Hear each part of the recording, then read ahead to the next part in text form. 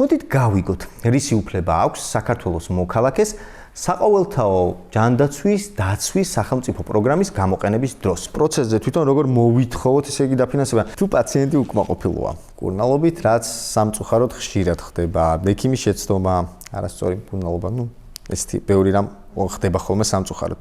მაგ შემთხვევაში ვის თქმა უნდა მივიდეს დაფინანსების პროცენტულობის განსაზღვრაზე. ეს პროცესი როგორ მიდის? მივდივართ კლინიკაში და ვითხოვთ ინფორმაციას, ეს გასაგებია.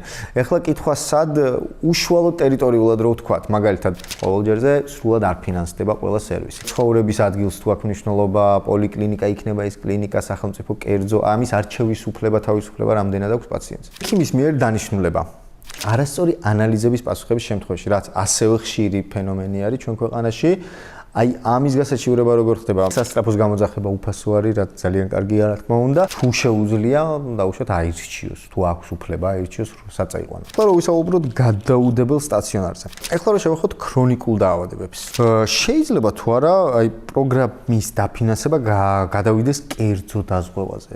შევახსენებ ჩვენს მაყურებელს, რომ თქვენ გაქვთ უფლება დაიცვათ თქვენი ჯანმრთელობა. კიდევ ერთხელ დაიმახსოვრეთ მარტივი ნომერი 1505, შეგიძლიათ დარეკოთ და მოითხოვოთ ინფორმაცია. ამით იწყება ყველაფერი.